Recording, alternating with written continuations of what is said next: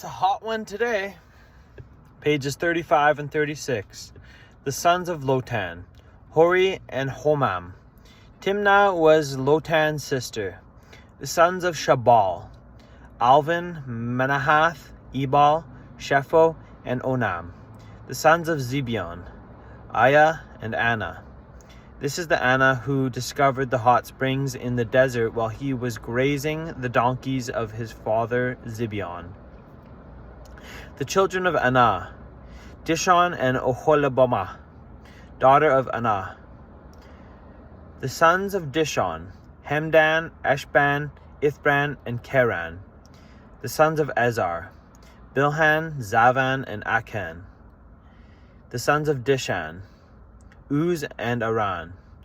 These were the Horite chiefs, Lotan, Shabal, Zibeon, Anah, Dishon, Ezer, and Dishon. These were the Horite chiefs according to their divisions in the land of Seir. The rulers of Edom. These were the kings who reigned in Edom before any Israelite king reigned. Bela, son of Beor, became king of Edom. His city was named Dinahaba.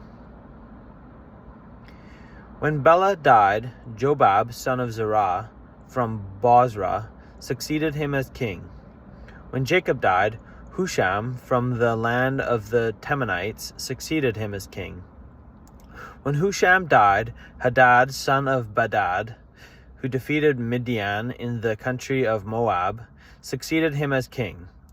His city was named Avith. When Hadad died, Samlah from Mazrekah succeeded him as king. When Samlah died, Shaul of Rehoboth on the river succeeded him as king. When Shaul died, Baal-Hanan, son of Akbar, succeeded him as king. When Baal-Hanan, son of Akbar, died, Hadad succeeded him as king. His city was named Pau, and his wife's name was Mehetabel, daughter of Matred, the daughter of Mezahab. These were the chiefs descended from Esau, by name according to their clans and regions: Timnah, Alva, Jeteth, Oholibamah, Elah, Pinon, Kenaz, Teman, Mibzar, Magdiel, and Iram. These were the chiefs of Edom, according to their settlements in the land they occupied. This was Esau, the father of the Edomites. Joseph's dream. Jacob lived in the land where his father had stayed, the land of Canaan. This is the account of Jacob's family line. Joseph, a young man of 17, was tending the flocks with his brothers, the sons of Bilhah and the sons of Zilpah, his father's wives, and he brought their father a bad report about them. Now Israel loved Joseph more than any of his other sons, because he had been born to him in his old age, and he made a richly ornamented robe for him. When his brothers saw that their father loved him more than any of them, they hated him and could not speak a kind word to him. Joseph had a dream, and when he told it to his brothers, they hated him all the more. He said to them, "Listen to this dream I had. We were binding sheaves of grain out in the field when suddenly my sheaf rose and stood upright, while your sheaves gathered around mine and bowed down to it."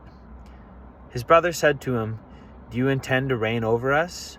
Will you actually rule us?" And they hated him all the more because of his dream and what he had said.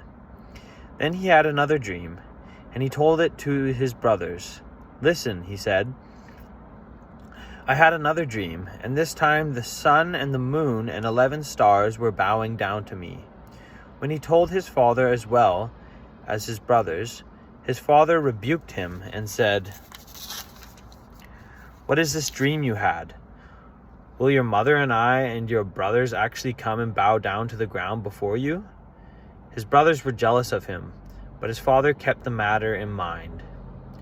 Joseph sold by his brothers.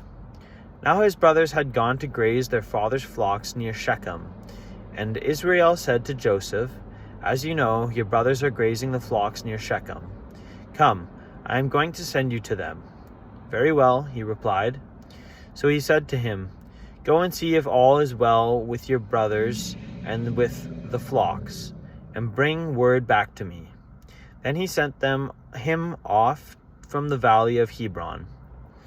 When Joseph arrived at Shechem, a man found him wandering in the fields and asked him, "What are you looking for?" He replied, "I'm looking for my brothers. Can you tell me where they are grazing their flocks?" "They have moved on from here," the man answered. "I heard them say, 'Let's go to Dothan.'" So Joseph went after his brothers and found them near Dothan. But they saw him in the distance, and before he reached them, they plotted to kill him. "Here comes that dreamer," they said to each other. "Come now, let's kill him and throw him into one of these cisterns and say that a ferocious animal devoured him. Then we'll see what comes of his dreams." When Reuben heard this, he tried to rescue him from their hands. "Let's not take his life," he said. "Don't shed any blood. Throw him into this cistern here in the wilderness, but don't lay a hand on him." Reuben said this to rescue him from them and take him back to his father. So when Joseph came to his brothers, they stripped him of his robe, the richly ornamented robe he was wearing, and they took him and threw him into the cistern. The cistern was empty. There was no water in it. As they sat down to eat their meal, they looked up and saw a caravan of Ishmaelites coming from Gilead. Their camels were loaded with spices, balm, and myrrh, and they were on their way to take them down to Egypt. Judah said to his brothers, "What will we gain if we kill our brother and cover up his blood?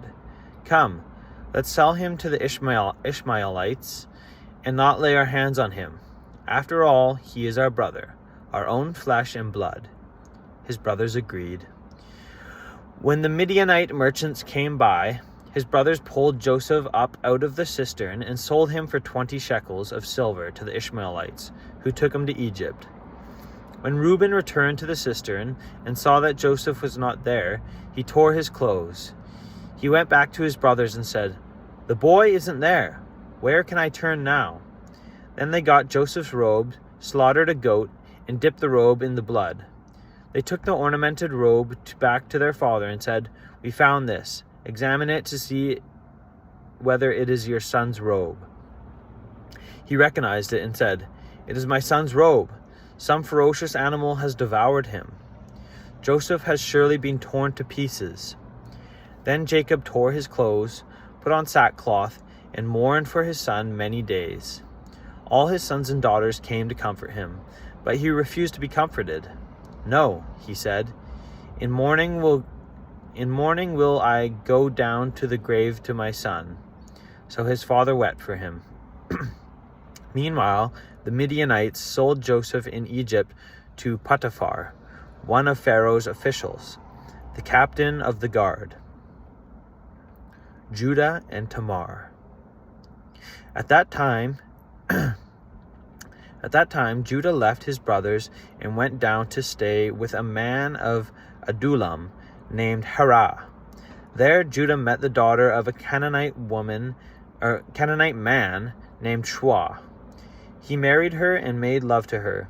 She became pregnant and gave birth to a son, who was named She conceived again and gave birth to a son and named him Onan. She gave birth to still another son and named... Cliffhanger. Okay, that's pages 35 and 36.